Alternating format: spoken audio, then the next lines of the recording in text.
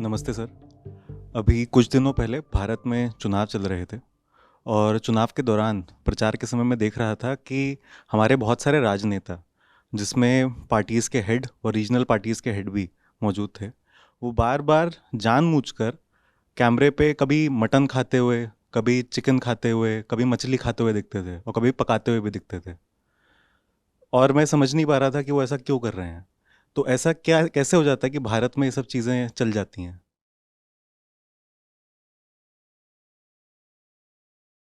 मैं समझ रहा हूँ तुम नेशनल पार्टीज़ के हेड भी हैं और रीजनल पार्टी वाले लोग भी हैं। देखी थी मैंने भी वो सब तस्वीरें। सीधी सी बात है, जो लोग वो फ़ोटो डाल रहे हैं और जिसके लिए वो फ़ोटो डाल रहे हैं, दोनों ही पक्षों को पता ही नहीं है कि आज के समय में मांसाहार लगभग अपराध जैसा है। ये जानकारी, ये कॉन्शियसनेस न तो पॉलिटिकल स्पेस को है, न पब्लिक स्पेस में है। न ये नेता लोग कुछ जानते हैं और पब्लिक तो कुछ जानती ही नहीं। तो ये लोग फिर इस तरीके की चीज़ें कर ले जाते हैं कि देखो हम कितने कूल हैं, हम मटन पका रहे हैं, हम चिकन खा रहे हैं, हम मछली खा रहे हैं। ये सब चल जाता है। अगर यही हम थोड़ा जागरूक समाज होते, या ये राजनेता ही थोड़े जागरूक होते और बेहतर पढ़े लिखे होते, तो इस तरह की चीज़ें नहीं चल सकती थी। अभी अभी भी भारत में लोगों को लगता है कि मैं क्या खा रहा हूँ ये तो मेरा निजी मसला है ना। भाई मैं कुछ भी खाऊं, आप खाने के आधार पर क्यों मुझसे बात करना चाहते हो? आप खाने के आधार पे क्या भेदभाव करे हुए? लोगों को अभी भी यही है कि सब एक ही जैसी चीज़ तो है। शाक सब्जी खा ली या मांस मटन खा लिया, सब एक ही बात है। उनको अभी पता ही नहीं है कि अगर अभी आप गूगल करो, करके देखो कि दुनिया के सामने इस वक्त बड़ी से बड़ी समस्या क्या है, कैटेस्ट्रॉफिक चैलेंज क्या है। ये गूगल भी कर सकते हो या अपने एआई वगैरह से पूछ लो। किस एआई से पूछोगे? Chat GPT. चैट जीपीटी से, और एक आध से पूछ लो। और कौन से हैं? परप्लेक्सिटी। परप्लेक्सिटी से पूछ लो। सब लोग अभी ये प्रयोग करके देख लो, इनसे पूछ लो कि इस समय पृथ्वी के सामने सबसे बड़ी क्राइसिस कौन सी है। गूगल से भी पूछ लो, और जितने तरीके के तुम्हारे पास एआई रिसोर्सेज हैं उनसे भी पूछ लो। वो सब के सब सिर्फ एक बात बोलेंगे, क्लाइमेट क्राइसिस, क्लाइमेट क्राइसिस। लेकिन भारत में ये बात ना पॉलिटिशियंस को समझ में आ रही है और पब्लिक को तो समझनी ही नहीं है। भारत में क्लाइमेट कैटेस्ट्रॉफी को लेकर के इतनी पुअर अवेयरनेस है कि हम कुछ नहीं जानते। और जबकि क्लाइमेट क्राइसिस का सबसे बड़ा असर जिन देशों पे पड़ेगा, सबसे बड़ा सबसे बुरा, उनमें भारत है। हम बर्बाद होने वाले हैं। लेकिन हमें ये बात समझ में नहीं आ रही है। और हमें ये नहीं समझ में आ रहा कि क्लाइमेट चेंज जिन ग्रीन हाउस गैसेस से होता है, उनके एमिशन का दूसरा सबसे बड़ा कारण फूड चॉइसेस हैं। पहला जो सबसे बड़ा कारण है वो तो एनर्जी है, फॉसिल फ्यूल। और उसके ठीक बाद जो आता है वो है फूड। फूड जिसमें खासकर तुम्हारा मांसाहार और डेयरी। ये लोगों को पता ही नहीं है। लोगों को नहीं पता कि पृथ्वी को इस वक्त जो चीज़ बर्बाद कर रही है उसका नाम है मांसाहार। क्लाइमेट चेंज की बात आती है तो लोग इतना तो फिर भी बोल लेते हैं, जो थोड़े पढ़े लिखे लोग हैं, कि हाँ हाँ, गाड़ी में ईंधन जलता है तो उससे क्लाइमेट चेंज होता है। इतना तो फिर भी थोड़ा। लेकिन ये बहुत कम लोगों को पता है कि जो सेकंड मोस्ट इम्पॉर्टेंट रीज़न है वो है कि आप अपनी प्लेट पे क्या रखा हुआ है। आप जो खा रहे हो उसी से ही पृथ्वी बर्बाद हो रही है। और इतनी बर्बाद हो रही है कि हमारे पास शायद अब 10-20 साल भी नहीं बचे हैं एक सामान्य जीवन जीने के। आप अगर यूएन से पूछोगे या बड़े साइंटिस्ट से पूछोगे तो वो कहते हैं कि शायद अब आखिरी 2 साल हैं जिसमें आप कुछ कर भी सकते हो इस क्राइसिस को मिटिगेट करने के लिए। उसको अब आप रिवर्स नहीं कर सकते, पर जहां है वहां भी रोकने के लिए बस 2 ही साल बचे हैं। और कुछ कहते हैं कि वो 2 साल भी अब नहीं बचे हैं, आपने ऑलरेडी जो पॉइंट ऑफ नो रिटर्न है वो क्रॉस कर दिया है, और अब आप जो है कैटास्ट्रॉफिक फीडबैक साइकिल के लूप में प्रवेश कर चुके हो, जिसमें अब कोई रिवर्सिबिलिटी नहीं है। जहां पर अब तापमान सिर्फ इसलिए बढ़ेगा क्योंकि तापमान बढ़ा हुआ है, और बढ़ेगा क्योंकि बढ़ा हुआ है, और बढ़ेगा तो फिर और बढ़ेगा, और बढ़ेगा तो और बढ़ेगा। आप इस तरह के एक स्पाइरल में एंटर कर चुके हो। पर ये बात हमें पता भी नहीं है, और हमारे पॉलिटिशियंस शायद जानते नहीं, जानते भी तो हमें बताना नहीं चाहते, क्योंकि बताने में उनका कोई हित नहीं है। लोग कहते हैं पेड़ लगाएंगे, पेड़ लगाएंगे। जब भी भारत में बात करो क्लाइमेट क्राइसिस की, तो लोगों को 2 बातें समझ में आती हैं। एक तो ये कि एसी मत चलाओ, दूसरा हम पेड़ लगा देंगे। तुम्हारे एक पेड़ लगाने से क्या होगा, तुम्हें कुछ पता भी है? तुम एक पेड़ लगाओगे वो 10-20 साल में बड़ा होगा। दुनिया में सबसे ज़्यादा जंगल के जंगल, पेड़ की बात करो ना, जंगल के जंगल किस लिए काटे जाते हैं? वो काटे जाते हैं खेती के लिए। और दुनिया की 75-80% जो खेती होती है वो मनुष्य के लिए अनाज उगाने को नहीं होती। वो गाय, भैंस और भेड़ और बकरी और मुर्गा, इनको दाना उगाने के लिए होती है। अब बहुत लोग ये सुन के सन्न रह जाएंगे, कहेंगे ऐसा थोड़ी हो सकता है, ऐसा थोड़ी हो सकता है। कि भारत में तो नहीं होता, कम से कम ऐसा भारत में भी बिल्कुल वही आंकड़ा है। दुनिया की 3/4 से ज़्यादा खेती मांसाहारियों के लिए हो रही है। अब मांसाहारी कहते हैं हमने तो मांस खाया, नहीं तुमने मांस नहीं खाया। 3/4 खेती मांसाहारी के लिए हो रही है। वो जो वहां उगता है वो किसको दिया जाता है? गाय, भैंस, बकरे को। अब बकरा हवा खा के तो नहीं बड़ा हो जाएगा ना। भैंस काटते हो 500 किलो का पशु, वो क्या खा के बड़ा हुआ है? उसको खेती करोगे तभी तो उसको खिलाओगे। लेकिन ये बात हमारे सामान्य ज्ञान में है नहीं। और वो जो खेती के लिए ज़मीन है उसकी आवश्यकता बढ़ती जा रही है, क्योंकि लोगों को मांसाहार और करना है। जंगल के जंगल साफ होते जा रहे हैं। लोग कहते हैं देखो मैंने क्लाइमेट क्राइसिस के लिए किया, मैं अपने हर जन्मदिन पे ना 2 पेड़ लगाता हूँ। तुम्हारे 2 पेड़ लगाने से क्या हो जाएगा भाई? तुम किसको बेवकूफ़ बना रहे हो? मांसाहारियों ने इस पूरी पृथ्वी को कहीं का नहीं छोड़ा। उन मांसाहारियों में दुग्धाहारी और जोड़ दो, क्योंकि मांस और दूध इनमें चोली दामन का साथ है। ये बिल्कुल जुड़े हुए उद्योग हैं। ये हमें कुछ पता ही नहीं ना बातें। कितने ही तथ्य हैं, और कितनी ही बार, दर्जनों बार तो मैं हर तरह के मंच पर उन तथ्यों को उद्घाटित कर चुका हूं। और कोई छुपे तथ्य नहीं है कि मैं ही लेके आ रहा हूं क्लासिफाइड से। वो पब्लिक इंफॉर्मेशन है, आप थोड़े भी जागरूक है तो आपको मिल जाएगी। दर्जनों बार तो हमने ही उसको आपके सामने रखा है। आप लोग भी जानते हो, आपके पास भी वो सारा डेटा है। हमारे लेख छपे हुए हैं, और वीडियोस की तो कतार लगी हुई है। कोई आर्टिकल पढ़ लो, उसमें वो सब बातें कही हैं। पर नहीं पढ़ना है ना, हमारा मन पॉलिटिकल गॉसिप में ज़्यादा रहता है। कोई आपके सामने साइंटिफिक बात रखी जाए, कोई ऐसी बात रखी जाए जिससे आपका और आपके बच्चों का भविष्य निर्धारित होना है, तो वो बात आप नहीं पढ़ना चाहते हो। बात आगे बढ़ती है ना, जब जंगल कट रहे हैं। आपको पता है प्रतिदिन 300 से 1000 प्रजातियां, और कुछ उसमें अनुमानित आंकड़े कहते हैं कि शायद अब प्रतिदिन 10,000 प्रजातियां विलुप्त हो रही हैं। पहले इस बात को थोड़ा सा भीतर उतरने दो। प्रतिदिन कितनी प्रजातियां? 10,000। 10,000 का आंकड़ा नहीं भी माना तो जिन्होंने आंकड़ा लिया है 300 से 1000 का, वो कहते हैं अगर 300 विलुप्त हो रही हैं तो उसमें से 150 विलुप्त हो रही हैं सिर्फ जंगलों के कटने से। और जंगल कट रहे हैं मांसाहारियों की वजह से।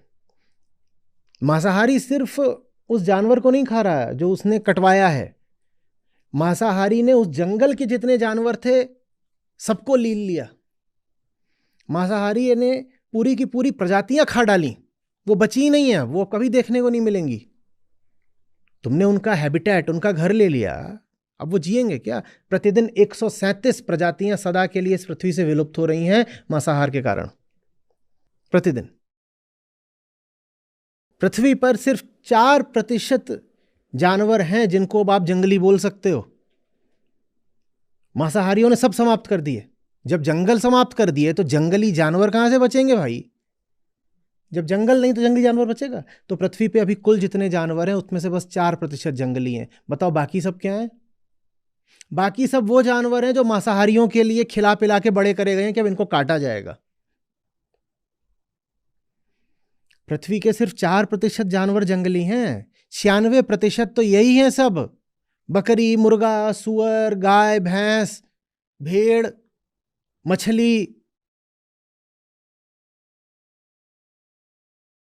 जिसको इंसान ने कृत्रिम रूप से पैदा करा है और कृत्रिम रूप से खिला खिला के बड़ा करा है ताकि फिर इंसान उसको खा सके। हमने पूरा ग्रह खा लिया।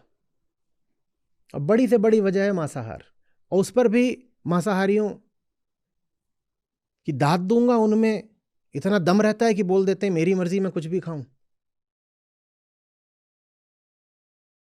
थोड़ा भी अगर हम जगे हुए लोग होते तो कोई अगर पॉलिटिशियन मटन बनाते हुए, मटन खाते हुए अपनी फोटो डाल रहा है, उसकी पार्टी का दिवाला पिट गया होता।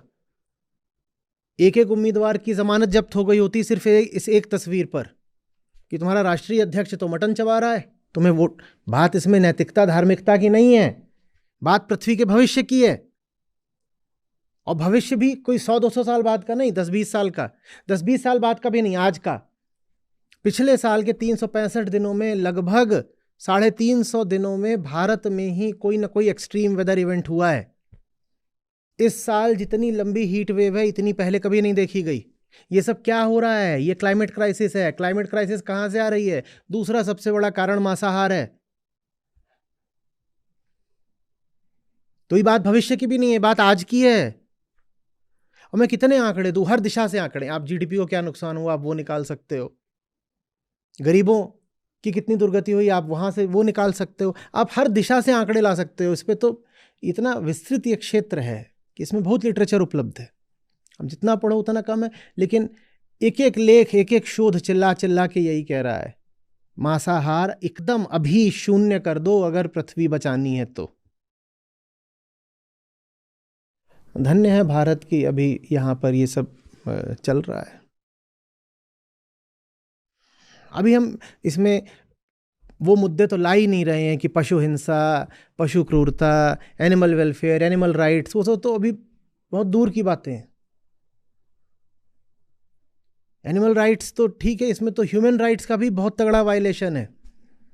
जब आप मांसाहार करते हो आप इस पृथ्वी पर गरीबी बढ़ाते हो। आप खासकर उनके प्रति अत्याचार करते हो जो सबसे ज़्यादा गरीब है, क्योंकि क्लाइमेट क्राइसिस से सबसे ज़्यादा मरने कौन वाले हैं? जो गरीब हैं।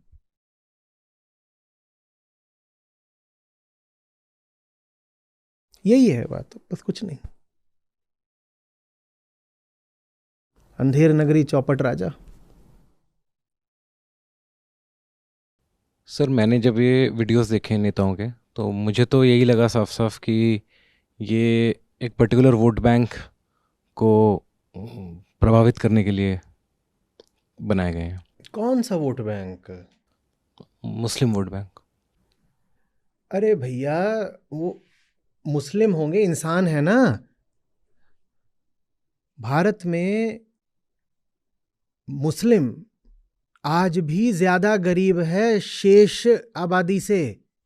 और अभी अभी तुम्हारे प्रश्न से ठीक पहले मैंने बोला था कि जो जलवायु परिवर्तन है, क्लाइमेट चेंज, इसका सबसे बुरा प्रभाव पड़ना है गरीबों पर ही। गरीब कहीं का नहीं बचेगा।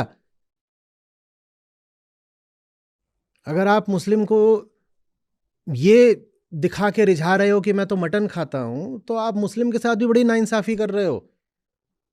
क्योंकि उस मटनबाजी का सबसे घातक दुष्परिणाम गरीब ही झेलने वाले हैं। गरीबों में मुसलमानों की तादाद बहुत है, और वो लोग झेलने वाले हैं जो हाथ के काम करते हैं। हाथ के काम समझते हो?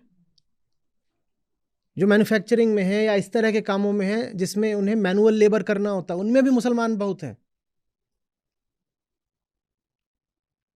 तो मटन दिखा के किसी को खुश करा रहे हो क्या? और ये रिश्ता क्या है कि मुसलमान माने मटन?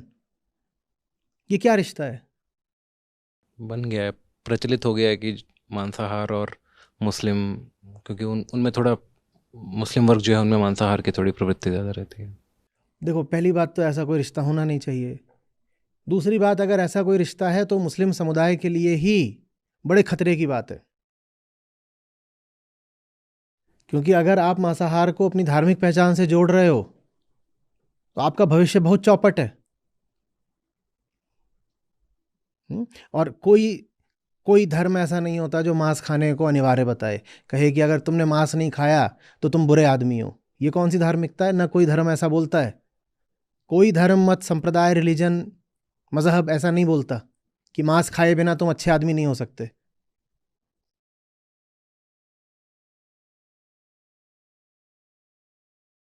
कुछ बातें हैं, मैं समझ रहा हूँ वो रिश्ता कहाँ से बनता है। उदाहरण के लिए बकरीद आती है, अब बकरीद में बकरे कटेंगे तो मटन आएगा, तो वहाँ से वो रिश्ता बन जाता है। पर हमें समझना होगा ना कि आज की हकीकत क्या है। आपकी कोई होगी धार्मिक मान्यता, डॉक्टर आपको बता दे कि अगर रेड मीट खाओगे तो मर जाओगे, तुम्हारा दिल खराब हो चुका है, तो खाओगे क्या? खाओगे? तुम हिंदू हो, मुसलमान हो, ईसाई हो, कुछ हो, किसी वजह से तुमको लाल मांस बहुत पसंद है, डॉक्टर ने बता दिया कि तुम्हारी सेहत के लिए हानिप्रद है ये, तो नहीं खाते ना, फिर नहीं खाते। वैसे ही आज पृथ्वी की सेहत के लिए, तुम्हारे बच्चों की सेहत के लिए बिल्कुल जानलेवा है मांस। पूरा ग्रह कहीं का नहीं बचा, तुम कैसे मांस खा सकते हो? बात इसकी नहीं है तुम किस धर्म के हो, बात साधारण सेंसिबिलिटी की है। थोड़ा सोचो, कुछ तो तार्किकता होनी चाहिए ना।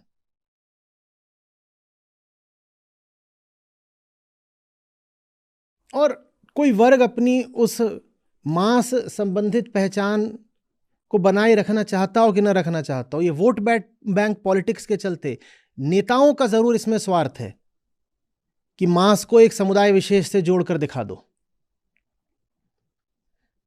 ये बहुत घातक बात है। ये जनतंत्र के लिए भी घातक है, राष्ट्र के लिए, पूरे विश्व के लिए घातक है, आपके बच्चों के भविष्य के लिए घातक है।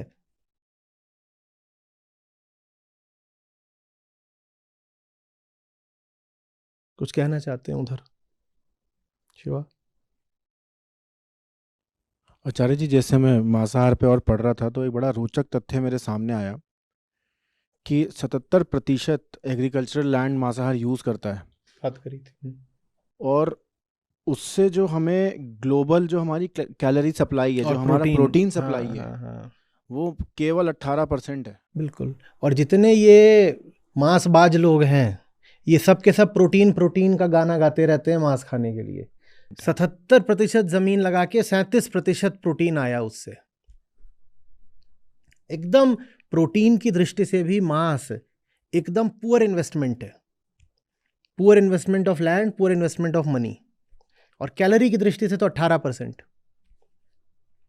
लेकिन अशिक्षा के चलते, तथ्यों की जानकारी के अभाव के चलते ये सब खूब चलता है कि अगर तुम चिकन नहीं खाओगे तो प्रोटीन कहाँ से मिलेगा, चिकन नहीं खाओगे तो प्रोटीन कहाँ से मिलेगा, दूध नहीं पियोगे तो कैल्शियम कहाँ से मिलेगा। तुम्हें पता नहीं है क्या कि ये सारी बातें मांस उद्योग और डेयरी उद्योग द्वारा फैलाई गई हैं? तुम ही लोग हो यहाँ, अब सबके सब स्पोर्ट्स एक्टिविटीज में भी हो, जिम में भी जाते हो, और मांस छोड़ दो, यहाँ दूध भी कोई नहीं ले रहा है। किसी को तकलीफ आ रही है खेलने कूदने में?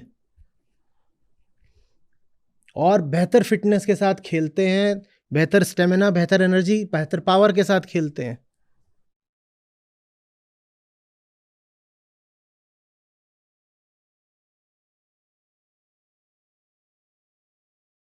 इतनी समझ हमें अगर आ जाए तो जो पूरा राजनीतिक परिदृश्य है वही ना बदल जाएगा। तख्त पलट जाएंगे, सरकारें गिर जाएंगी।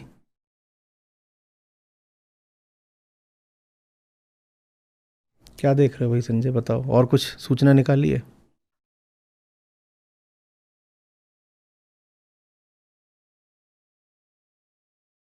आचार्य जी, हम वाटर क्राइसिस की बात करते हैं, अभी हमने बेंगलोर में देखा था और देश के और भागों में भी हम देख रहे हैं।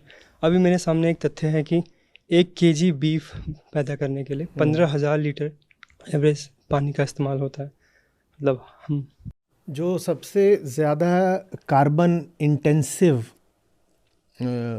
मांस होता है वो इन्हीं बड़े जानवरों का होता है, विशेषकर जो बीफ है, गाय और भैंस का स्लॉटर जो किया जाता है वो सबसे ज़्यादा घातक होता है क्लाइमेट की दृष्टि से, और सबसे ज़्यादा वो पानी का भी कंजम्पशन करता है।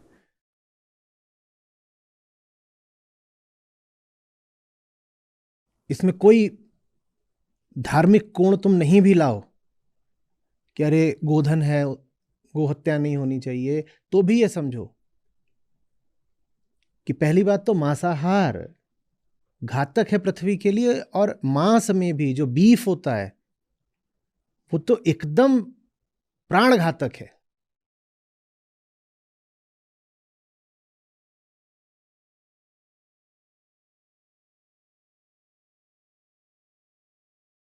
और क्या निकाल रहे हो? आचार्य जी, मैं इसी विषय में पढ़ रहा था। जैसे अभी आपने बीफ की बात करी, तो अक्सर भारत में भारतीय तो इस बात से पल्ला झाड़ लेते हैं कि देखो हम तो बीफ खाते नहीं, पर वो ये भूल जाते हैं कि भारत दूसरे तीसरे नंबर का सबसे बड़ा बीफ का एक्सपोर्टर है, और उसका सीधा रिलेशनशिप है दूध से। तो मैं दूध के विषय में पढ़ रहा था कि जो डेयरी का हमारा दूध होता है वो तिगुना एमिशंस प्रोड्यूस करता है, 10 गुना ज़्यादा लैंड का यूज़ करता है, और 2 से 20 गुना ज़्यादा फ्रेश वाटर का यूज़ करता है एज़ कम्पेयर टू जो प्लांट बेस्ड मिल्क होते हैं उससे। अगर प्लांट बेस्ड प्रोडक्ट्स पर सब आ जाएं तो जितने फूड रिलेटेड कार्बन एमिशंस हैं वो सीधे आधे हो जाएंगे, एकदम आधे, स्ट्रेट अवे। पूरा आंकड़ा समझो, फॉसिल फ्यूल के बाद सबसे ज़्यादा कार्बन एमिशंस कहाँ से होते हैं? फूड से, और फूड में किससे? मांसाहार और डेयरी। अगर आप मांसाहार छोड़ दें और डेयरी में भी प्लांट बेस्ड मिल्क पर आ जाएं तो जो फूड से कार्बन एमिशन है वो सीधे आधा हो जाएगा, एकदम आधा हो जाएगा। इतनी सीधी सी चीज़ है।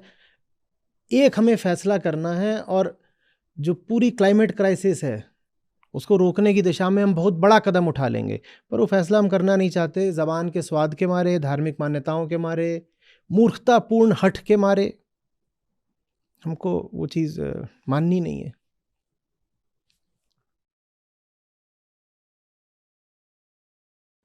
पर इसमें मैंने एक चीज़ और देखी है कि जो लोग अभी भी मांसाहार के पक्ष में या दूध पीने के पक्ष में तर्क देते हैं, उनका आखिरी तर्क हमेशा यही होता है कि अब मतलब क्या करें, हमारा ट्रेडिशन ऐसा रहा है, या हमें उसका स्वाद अब ज़बान पे लग गया है, और उससे आगे फिर कुछ मैं बात तो करते फिर नहीं। कह रहा हूँ ना, आपको बता दिया जाए आप घर में सिगरेट पीते हो, आपको बता दिया जाए आपके बच्चे के फेफड़े में कुछ समस्या है, बच्चा मर जाएगा, आप कहोगे मुझे तो ज़बान पे सिगरेट लग गई है, मैं तो सिगरेट पीऊंगा ही पीऊंगा? कहोगे क्या? आप छोड़ दोगे? आप न जाने कितनी चीज़ें छोड़ दोगे अगर आपको बता दिया जाए कि उन चीज़ों का छोड़ना ज़रूरी है आपके बच्चे की ज़िंदगी के लिए।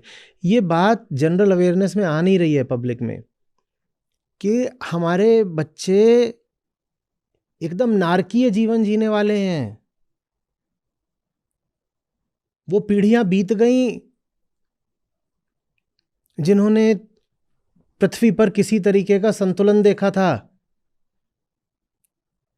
आसमान आग उगलेगा, पृथ्वी इस सिरे से बंजर हो जानी है, शहर ही नहीं देश के देश डूब जाने हैं।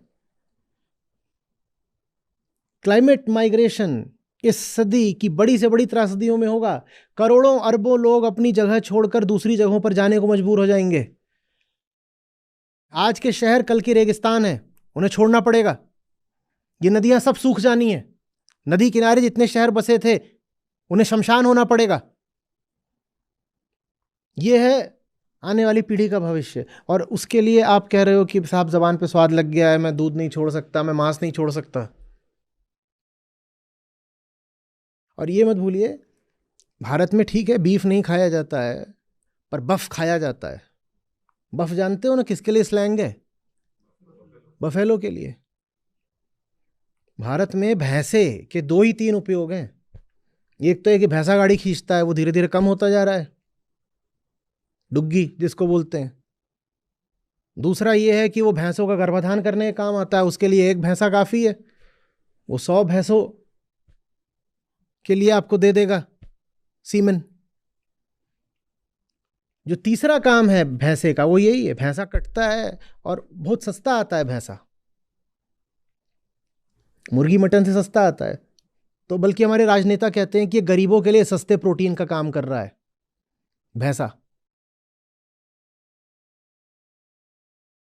बिना ये जाने कि वो जो भैंसा है वो विशेषकर भारत जैसे देश को कहीं का नहीं छोड़ रहा, उसका मांस, उसका स्लॉटर। अभी तक भी शायद हमारी टेक्स्ट बुक्स में जो पूरा क्लाइमेट चेंज का विज्ञान है वो बच्चों को पढ़ाया नहीं जा रहा ठीक से। मुझे बहुत हैरत होती है जब मैं देखता हूँ कि जवान लोगों को भी नहीं पता कि क्लाइमेट क्राइसिस के पीछे की साइंस क्या है, वो भी इधर उधर की बहकी बहकी बातें करते हैं।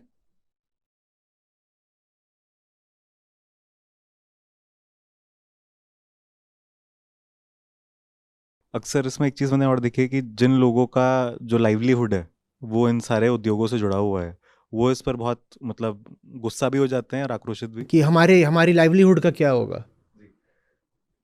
अब बहुत सारे देशों में बहुत तरह की चीज़ें किसी समय पर चलती थी, फिर उनको वर्जित कर दिया जाता है। वर्जित कर दिया जाए तो जो लोग उसमें लगे तो सब बोलेंगे कि हमारा क्या होगा। मान लो किसी देश में चोरी चकारी चलती थी, फिर नियम सख्त करके कानून लाके वर्जित कर दिया जाए तो सारे चोर बोलें कि अब हमारी आजीविका रोजी रोटी का क्या होगा। तो ये कौन सा तर्क है? मूर्खतापूर्ण तर्क है। ये पहले वेलिंग होती थी।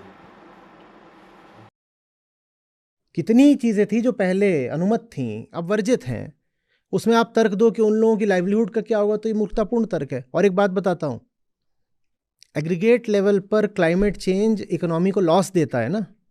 माने अगर आप उसको रोक दो, ये सारे धंधे रोक दो जिनसे क्लाइमेट चेंज और बढ़ता है, तो इकोनॉमी को फ़ायदा होगा। वो जो फ़ायदा होगा, वो जो सरप्लस जनरेट होगा, वो उन लोगों को दे दो ना जिनकी लाइवलीहुड पे असर पड़ा था। नहीं समझे? एक मोहल्ले में, एक बहुत छोटा उदाहरण ले रहा हूं, उदाहरण है, समझना चाहोगे तो समझ पाओगे। एक मोहल्ले में एक साहब कहीं से एक सड़ा हुआ डीजल जनरेटर ले आए थे और उसको खूब चलाते थे। कोई पूछा कि क्यों चलाते रहते हो हर समय, वहाँ बिजली कट जाती थी वो चलाते थे। कोई क्यों चलाते रहते हो, बोले मेरे घर के भीतर कुछ काम होता है जिसमें मुझे चाहिए होती है बिजली, और अगर ये मैं नहीं चलाऊंगा डीजल का जनरेटर तो मुझे हर महीने 10,000 रुपये का नुकसान हो जाएगा, तो मैं इसलिए चलाता हूँ। और वो जो डीजल का जनरेटर चल रहा है उसके धुएं से मोहल्ले में 20 लोग बीमार पड़े हैं, और वो जो 20 लोग हैं वो सब प्रतिमाह अपनी दवाइयों पे डॉक्टर पे 5-5 हज़ार का खर्चा कर रहे हैं। 20 लोग बीमार पड़े हैं और वो प्रतिमाह खर्चा कर रहे हैं 5,000 का। तो पूरे मोहल्ले पे उस डीजल जनरेटर का क्या असर हुआ है? जिसके घर में चल रहा है उसको 10,000 का फायदा, और पूरे मोहल्ले को क्या हुआ है? 20 लोगों को 5-5 हज़ार का नुकसान, माने 1 लाख का नुकसान। ठीक है, कुल मिलाकर के मोहल्ले को क्या हो रहा है? 90,000 का नुकसान। अब अगर हम वो डीजल सेट फेंक देते हैं तो पूरे मोहल्ले को क्या हो गया? 90,000 का फायदा। ये जो भाई रो रहे हैं कि मेरे 10,000 का नुकसान हो गया, उस 90,000 में से 10,000 इनको दे दो, तो भी 80,000 का नेट सोशल सरप्लस निकला ना? निकला ना? हाँ, यही क्लाइमेट चेंज की भी इकोनॉमिक्स है। It's a social tragedy, it's a tragedy at the aggregate level. 2-4 लोगों को इससे फायदा हो जाता है। उदाहरण के लिए अब कोई स्लॉटर हाउस है, उसको तो फायदा हो ही रहा है भैंस काटने से, पर वो जो भैंस का तुम कर रहे हो वो एग्रीगेट लेवल पर, सोशल लेवल पे, नेशनल और ग्लोबल लेवल पर बहुत बड़ा एक निगेटिव इकोनॉमिक फैक्टर है। समझ में आ रही बात? तो ये गलत तर्क है कि कुछ लोगों को नुकसान हो जाएगा। जिनको नुकसान हो जाएगा उनकी भरपाई करी जा सकती है। और ये बात मोरल भी नहीं है कि तुम्हारा नुकसान हो। तुम काम गलत कर रहे थे, तुमने काम चुना क्यों? और एक जागरूक नागरिक होने के नाते तुम्हें खुद भी कहना चाहिए कि मैं ये काम नहीं करूँगा। चलो कोई बात नहीं, मैं समझता हूँ रोजी रोटी का सवाल है, पेट चलाना होता है, समाज भरपाई कर देगा, लेकिन ये काम बंद करो। इसी से जुड़ा एक तथ्य मेरे सामने था अभी। वर्ल्ड इकोनॉमिक फोरम ने पूरी दुनिया के लिए एक रिपोर्ट निकाली थी, उसमें उन्होंने बात कही थी कि यदि अभी हम ऐसे स्टेप्स लें जिससे हम क्लाइमेट चेंज को रोक सकें, उसे 2 डिग्री से नीचे रोक सकें, तो उसमें खर्चा आएगा $6 ट्रिलियन का, यूएसडी का। पर यदि हम ऐसा नहीं करते हैं तो सिर्फ 2050 तक, 2050 का माने अगले 20 साल के अंदर हमें नुकसान होगा कम से कम $40 ट्रिलियन का। तो ये है नेट ग्लोबल सरप्लस जो आप बचा सकते हो, और नहीं बचाओगे तो उसकी अपॉर्चुनिटी कॉस्ट कितने ट्रिलियन डॉलर की है अभी सुन लिया तुमने। पूरी दुनिया के लिए ये सेंसिबल बुद्धिमानी की बात है कि तुम इसको रोको।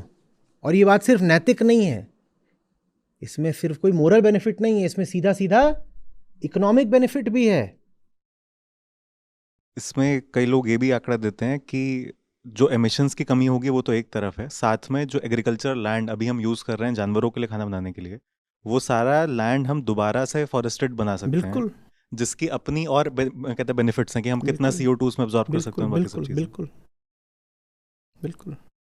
लोग कहते हैं पेड़ लगाना है, भाई पेड़ मत लगाओ, वो काम रोक दो जिससे जंगल कट रहे हैं। पर ये सीधी सी बात नहीं समझ में आ रही। कह रहे हम पेड़ लगाएंगे, अरे यार तुम पेड़ रोप दोगे और 20 साल में बड़ा होना से बकरी चढ़ जाएगी। पेड़ लगा के तुम दिन रात उसकी तुम देखभाल करोगे क्या? और जंगल में पेड़ आता है, पेड़ के लिए भी एक इकोसिस्टम होता है, वहाँ पर पेड़ बड़ा हो सकता है। तुम अपने मोहल्ले में पेड़ लगा रहे हो, पूरे ग्रेटर नोएडा में खोजो तुमको मिलते हैं बड़े बड़े वृक्ष। ये जो तुम यहाँ पे ये बबूल और कांटेदार झाड़ बो रहे हो, जिस झाड़ को तुम पेड़ का नाम दे रहे हो, ये कितनी कार्बन एब्जॉर्ब कर लेगा? बड़े विशाल जंगली वटवृक्ष चाहिए होते हैं कार्बन सोखने के लिए। उतने बड़े वट तुमको कहाँ मिलेंगे? यहाँ नोएडा ग्रेटर नोएडा में तुमने कब देखा भारी तने वाला पेड़? यहाँ तो वही होते हैं जो सड़क किनारे बेचारे जो अपनी जान को रो रहे हैं, मरियल सूखे हुए गिरे हुए पेड़, वो उनको पेड़ भी नहीं बोल सकते, वो झाड़ियां हैं, उनको पेड़ बोल करके धोखा दिया जा रहा है। पेड़ नहीं लगाने, वो काम रोक दो जिससे पेड़ कटता है, और पेड़ के कटने में बहुत बड़ा योगदान मांसाहार का है। मैं पेड़ लगाने को मना नहीं कर रहा हूं, मैं बस बता रहा हूं कि एक तो पौधे रोप करके कहीं आपको ये ना लगे कि आपने अपना फर्ज अदा कर दिया। और आचार्य जी, मतलब बहुत सारी स्टडीज़ ये भी बता रही हैं कि ये जो मांसाहारी खाते हैं, जो भी बकरा और गाय खाते हैं, इनसे इनका भी कैंसर रिस्क लगातार बढ़ता जा रहा है। जो इनको बीफ को फुलाने के लिए ऑक्सीटोसिन यूज़ होता है, या फिर जो भी इनको खाद्य पदार्थ देते हैं, उससे इनका भी कैंसर रिस्क अब एकदम एकदम। रेड मीट तो प्रूवन कार्सिनोजन है, और जब आप मांसाहार की इकोनॉमिक कॉस्ट कैलकुलेट करोगे तो उसे मेडिकल कॉस्ट तो आएगी ही आएगी। मांसाहार हर तरीके से दुनिया को बर्बाद करने वाली चीज़ है, ना एथिकल, ना रिलीजियस, ना मोरल ग्राउंड पे बोल रहा हूँ, सीधे सीधे हेल्थ ग्राउंड्स और इकोनॉमिक ग्राउंड्स पे बोल रहा हूँ। हेल्थ ग्राउंड से मुझे एक बात और याद आई कि ये जितने भी भारतीय सभी के अपने मतलब अनुभव की बात होगी कि डॉक्टर्स आजकल बोलते हैं कि एंटीबायोटिक रेजिस्टेंस जो है वो हमारी पॉपुलेशन में बढ़ गई है। तो उसमें भी जो सबसे बड़ा कारण है वो मांसाहार है, क्योंकि जितने भी जानवर हैं उनको सबसे ज़्यादा एंटीबायोटिक्स दिए जाते हैं, और उनका वो सारा पानी नदियों में तुम हर बहुत जगह आगे पहुंचता चले है। गए, ये तो मांसाहारी को दूर दूर तक भनक भी नहीं लगती कि वो मुर्गी जो 1-2 अंडे देती महीने में, उसने दर्जनों कैसे दे दिए। उस जानवर जिसको तुम खाने जा रहे हो, जिसको कम से कम 1.5-2 साल लगने थे एडल्ट मैच्योर होने में, वो 2 महीने में मैच्योर कैसे हो गया? ये तो हम सोचते भी नहीं कि भैंस का तुम्हारे पास दूध आ रहा है, तो भैंस रोज सुबह दूध दे कैसे देती है? भैंस का दूध तो भैंस के बच्चे के लिए, पड़वे के लिए होता है, उसने तुम्हें कैसे दे दिया? उन्हें पता भी नहीं है, जब तक ऑक्सीटोसिन नहीं मारो भैंस दूध नहीं छोड़ती। और वो जो इंजेक्शन मारा जाता है उससे भैंस को इतनी ज़बरदस्त पीड़ा होती है, जैसे कि डिलीवरी के समय औरतों को दर्द होता है ना गर्भाशय में, उतना दर्द होता है भैंस को, उसका दूध छूट जाता है। फिर उस दूध की आप सुबह सुबह चाय बना के पीते हो। ये तो हम सोचते ही नहीं। हम कभी पूछते भी नहीं कि भाई भैंस के तो नर मादा दोनों होते होंगे, काम की तो हमारे भैंस है, तो नर बच्चे का क्या होता है, ये तो हम कभी सवाल ही नहीं पूछते। नर बच्चे को क्यों जिंदा रखा जाए? वो कोई इकोनॉमिक एसेट तो है नहीं, वो क्या करेगा? वो तो भैंसा बनेगा। भैंसे का क्या करना है आपको? उसका क्या किया जाता होगा? हमें बुद्धि नहीं है। उसे जिंदा रखोगे तो दूध पिएगा, और दूध पिएगा तो आपका नुकसान होगा। आप डेयरी चला रहे हो, भैंस का बच्चा जिंदा है तो आपका नुकसान करेगा, तो उसका क्या होता होगा सोचो। जानते हो कुछ राज्यों में नियम ला करके जो ये मेल काव्स होते हैं, भैंस के बच्चे, इनको मारने को प्रतिबंधित किया गया। तो वहां क्या किया जाता है? उनको भूखा रख के मार दिया जाता है। कहते हैं स्लॉटर थोड़ी किया, खुद मर गया, उसकी आप चाय पीते हो। और फिर वो जो स्लॉटर, जब भैंस होती है, भैंस तो अब सदा तो दूध देगी नहीं। भैंस हो गाय हो, इनकी जो कुल आयु होती है, उसकी आधी ही आयु में ये दे सकती हैं दूध। जैसे आप मनुष्यों में जो जो नारियां होती हैं, जैसे अगर उसे 80 बरस जीना है तो 40 की उम्र में मीनोपॉज हो जाता है। लगभग वही बात गाय भैंस पर भी लागू होती है। तो दूध तो उससे उसकी आधी उम्र में ही मिलना है। अभी आधी उम्र उसकी शेष है, अब उसका क्या होगा? उसको खिलाओगे? क्या होता है उसका? उसका स्लॉटर होता है। ये बात हमें पता ही नहीं है। और ऐसा नहीं कि पता हो नहीं सकती, सार्वजनिक आंकड़े हैं, सब पता चल जाए। जबान का स्वाद और जेब का स्वार्थ हमें वो देखने भी नहीं देता जो चीज सामने है। बिल्कुल।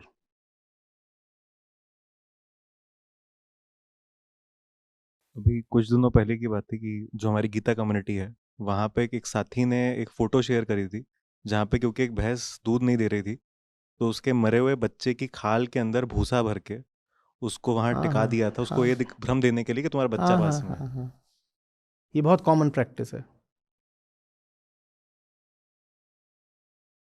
और बहुत सारी ऐसी जगहें हैं और बहुत सारे ऐसे व्यंजन हैं जिसमें जो छोटा बच्चा होता है ना, चाहे वो भेड़ का हो, गाय का हो, भैंस का हो, किसी का हो,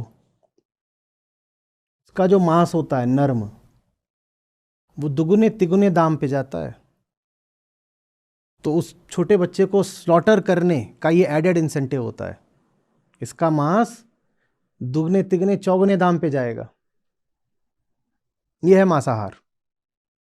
खैर, ये जो भी आप बातें कर रहे हो ये क्लाइमेट चेंज से थोड़ा हट के हैं। अब हम आ गए हैं एनिमल वेलफेयर वाले मुद्दे पे जो आप बात बोल रहे हो। शुरुआत हुई थी क्लाइमेट चेंज से। जितनी दूर तक जाओगे, जिस दिशा में जाओगे, आप यही पाओगे कि मांसाहार जैसी नारकीय चीज दूसरी नहीं है। फिर एथिकली नहीं बोल रहा हूं, किसी पंथ, दल, समुदाय, संप्रदाय का होने के नाते नहीं बोल रहा हूं। सीधे सीधे एक मनुष्य के नाते पृथ्वी के भविष्य को देखकर बोल रहा हूं। इसी में एक आचार्य जी, जो जो मछली की बात आती है कि मछली कहीं पर ऐसा होता है कि वो और चीज़ें नहीं खाते हैं मांस में, लेकिन मछली खाते हैं। तो मछलियों पर मैं देख रहा था 2.77 ट्रिलियन मछलियाँ पर ईयर मरीन एनिमल्स पूरे तो करते हैं, जो कि अगर हम एक दिन का निकालें तो पूरी धरती की आबादी के बराबर एक दिन में मछली कटती है। जिसको आप मरीन लाइफ बोलते हो, उसका और क्लाइमेट चेंज का भी बड़ा गहरा नाता है। मछलियाँ जो अंडे देती हैं वो बहुत टेम्परेचर सेंसिटिव इकोलॉजी में देती हैं। बहुत सारी मछलियों की स्पीशीज। ओशन सबसे बड़ा टेम्परेचर सिंक होते हैं। जब टेम्परेचर बढ़ेगा ना, सबसे ज़्यादा उसे ओशन एब्जॉर्ब करते हैं। तभी तो ग्लेशियर पिघलेगा, तभी तो जल स्तर बढ़ रहा है। और ये जो ओशनिक टेम्परेचर का चेंज है, ये मरीन लाइफ को बिल्कुल ध्वस्त कर देगा।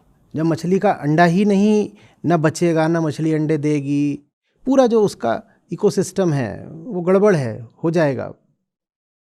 तो कहाँ से उसकी पूरी प्रजाति ही बचेगी?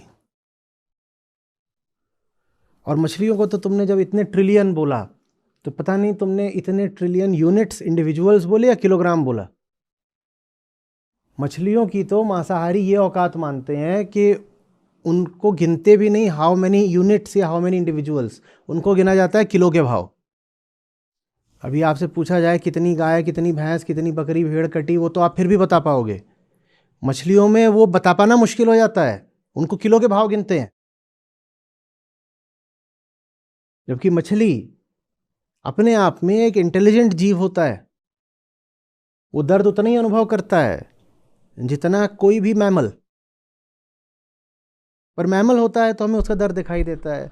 मछली हमें लगता है कि ये दूर की किसी प्रजाति की, हमें उसका दर्द नहीं दिखाई देता।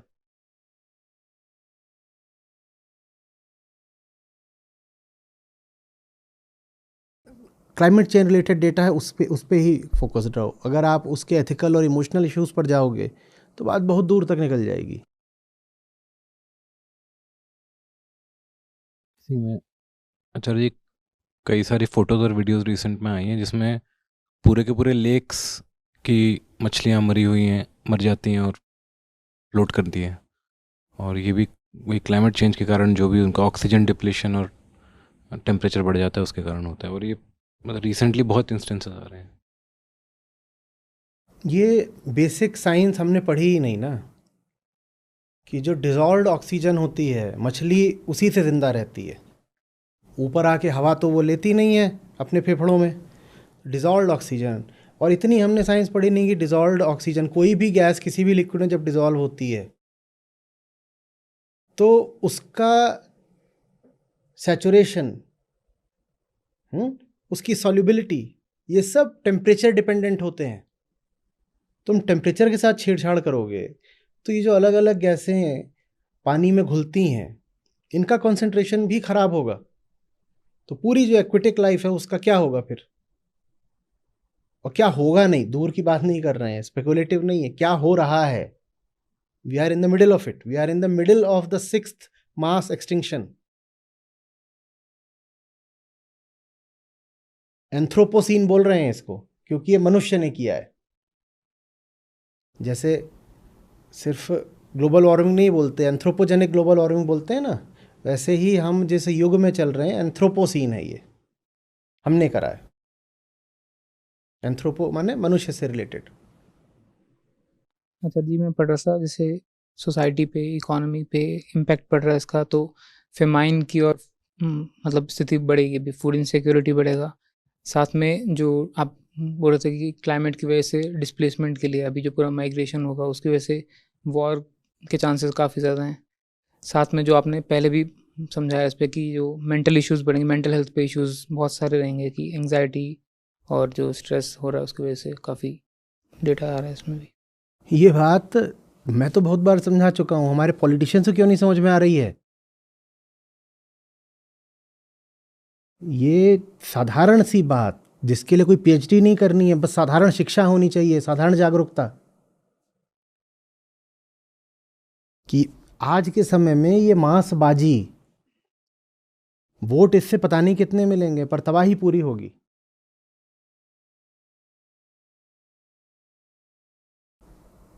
तुम्हें कुछ बोलना है इधर? सर मैं पढ़ रहा था कि जैसे आपने बताया 77% यूज़ कर रहे हैं हम जो एग्रीकल्चरल लैंड का, वो हम लाइव स्टॉक को फीड करने के लिए कर रहे हैं। तो बायोमास में मैंने देखा कि 62% जो बायोमास है धरती पे वो लाइव स्टॉक है, 34% ह्यूमंस है और सिर्फ 4% वाइल्ड लाइफ है। तो उसे ट्रेस डाउन करते करते मैंने देखा कि टोटल अर्थ पे क्या है।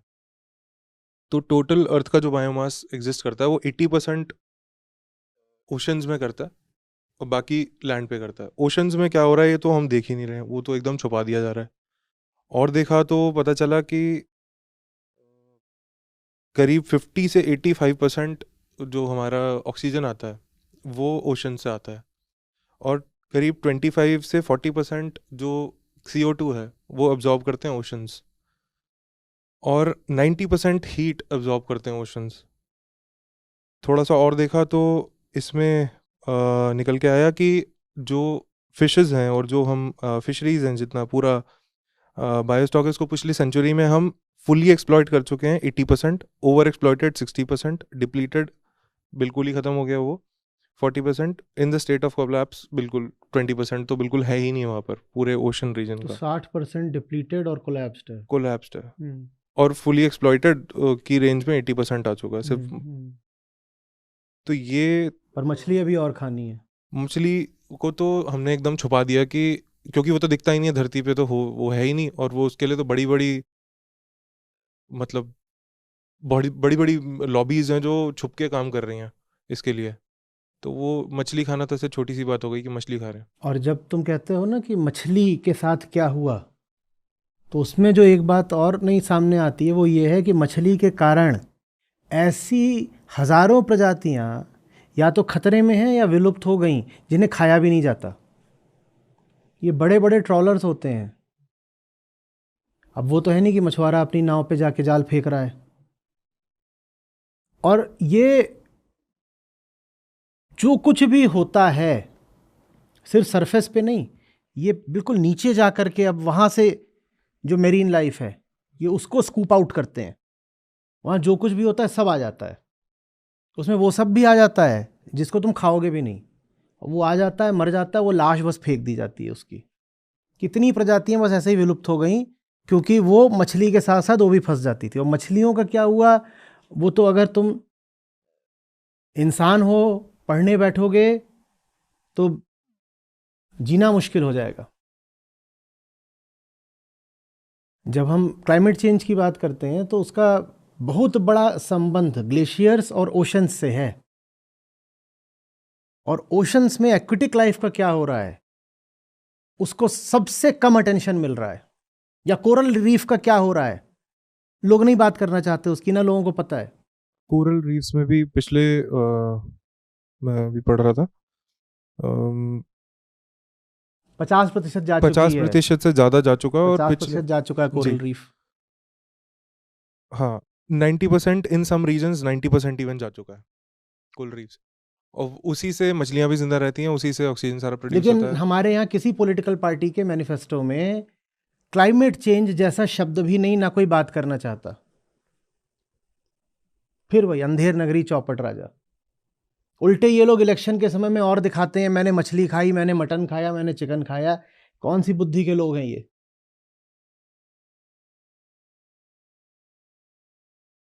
Extent of exploitation, extent of damage, तो जितना धरती पे दिख रहा है, सिर्फ लैंड पर दिख रहा है, वो इसका 20% बायोमास है। और उस 80% बायोमास का 80% हम एक्सप्लॉइट कर चुके हैं। इसके कंपैरिजन में वो तो और ये चीज़ दिख ऐसी ही नहीं रहा है जो एनसीईआरटी के 6ठी 8वीं के सिलेबस में होनी चाहिए। इसको मैं साजिश क्यों ना कहूं कि ये सारी बात बच्चों से भी छुपाई जाती है।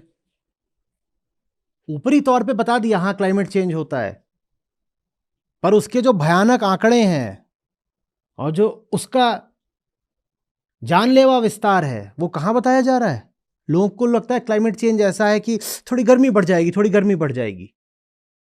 थोड़ी गर्मी नहीं बढ़ जाएगी, मास एक्सटिंक्शन जो पृथ्वी पर पहले भी 5 बार हो चुका है और उसी वजह से हुआ था जिस वजह से आज हो रहा है। पहले भी जब 5 बार हुआ था तो वजह कार्बन डाइऑक्साइड थी, आज भी हो रहा है तो वजह कार्बन डाइऑक्साइड है। बस अंतर यह है कि पिछली 5 बार प्राकृतिक कारणों से हुआ था, इस बार मनुष्य ने किया है। ये मैन मेड एक्सटिंक्शन है जिसमें मैन खुद एक्सटिंक्ट होने जा रहा है।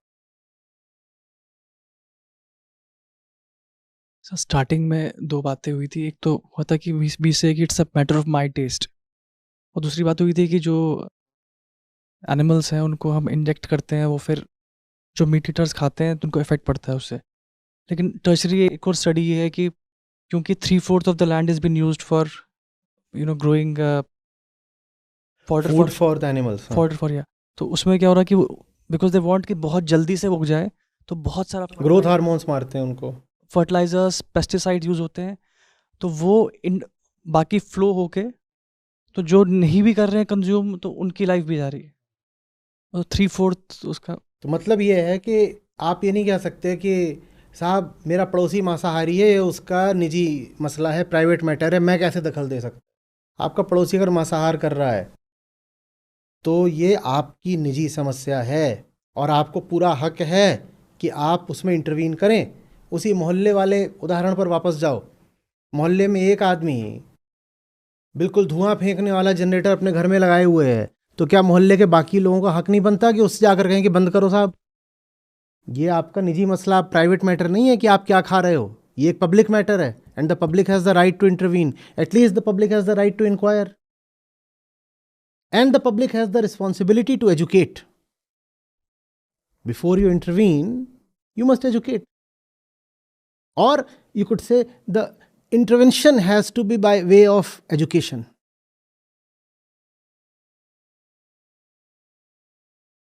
This may a bit digress from the whole thing. I was surprised to read कि अब अभी तक हमने गाय की बात की, गोट मिल्क भी होता है, अब even camel milk, donkey milk, ये बिल्कुल मेन स्ट्रीम में आ गए। द बिग कंपनीज आप थोड़ा सा साउथ ईस्ट एशिया की ओर जाएंगे और चाइना की ओर जाएंगे तो कौन कौन सी प्रजातियों के कौन कौन से अंग और उनको किस किस तरीके से खाया जाता है, ये सब आप जान के बिल्कुल हैरत में पड़ जाएंगे, बिल्कुल सिट्टी पिट्टी गुम हो जाएगी आपकी। ये बहुत एक स्वाद की और नफासत की बात समझी जाती है संस्कृति की, कि कुछ जानवर तो जिंदा ही खाने हैं।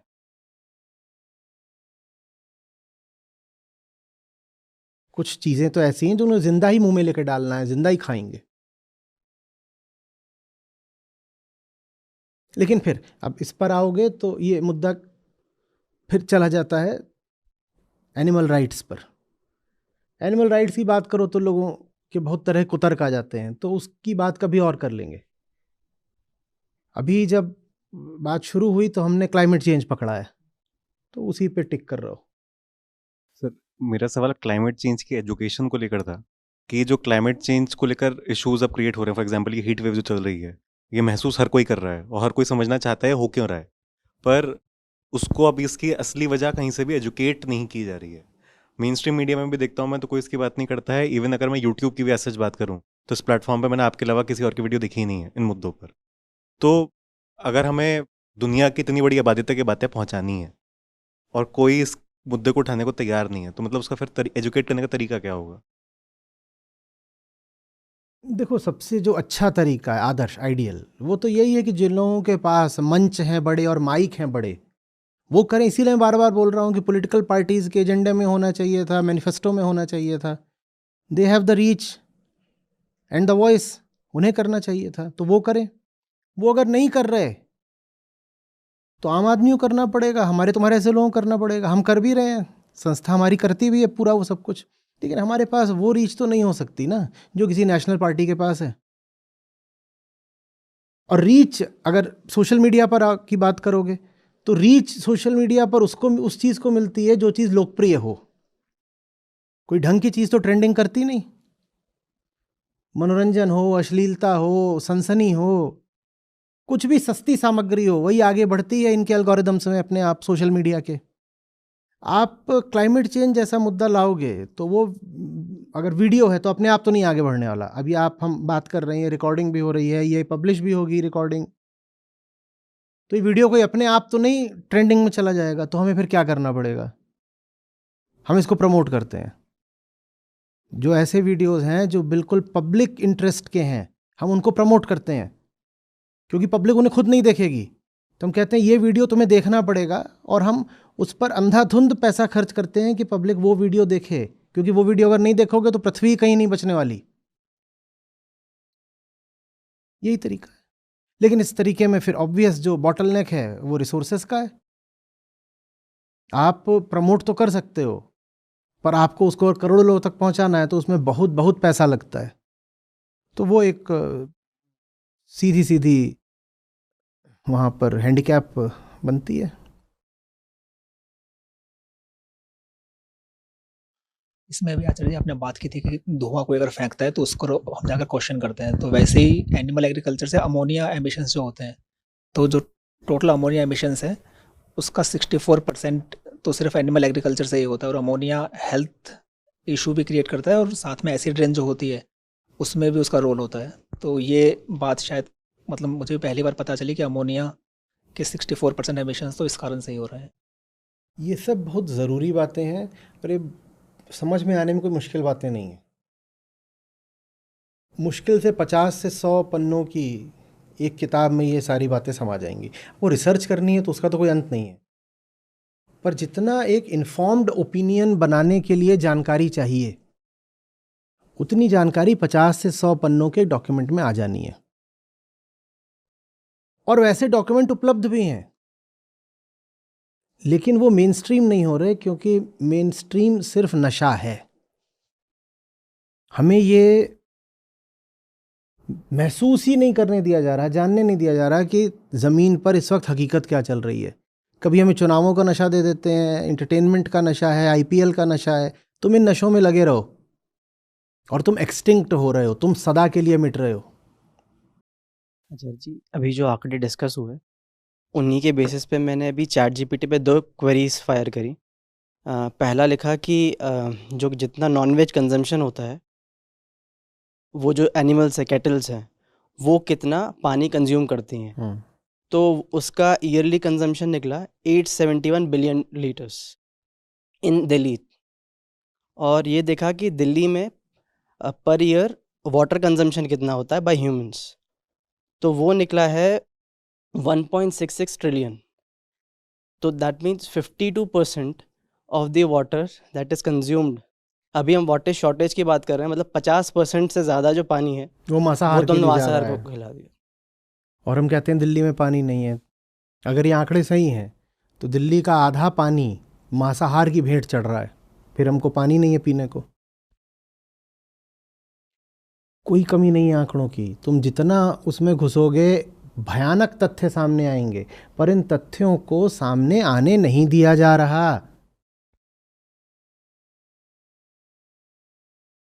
सर, हमने बहुत सारे तथ्यों की बात करी।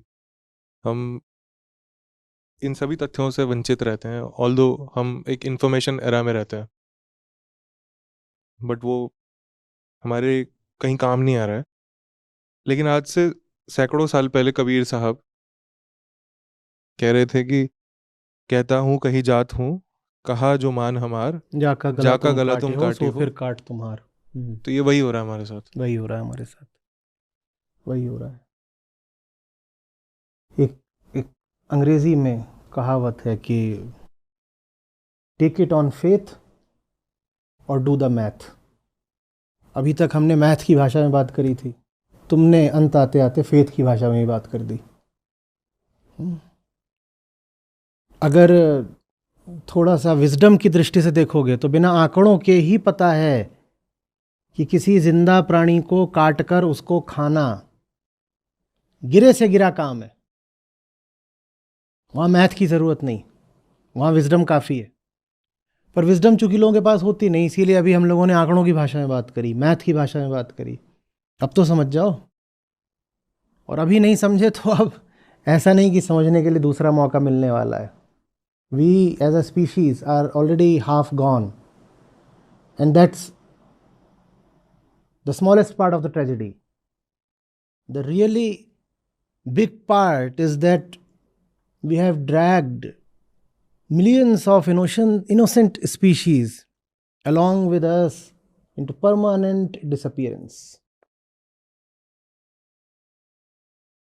हम गए तो गए, जिनका कोई कसूर नहीं था, बिल्कुल बेगुनाह थे, हमने उनको भी पृथ्वी से सदा के लिए विलुप्त कर दिया।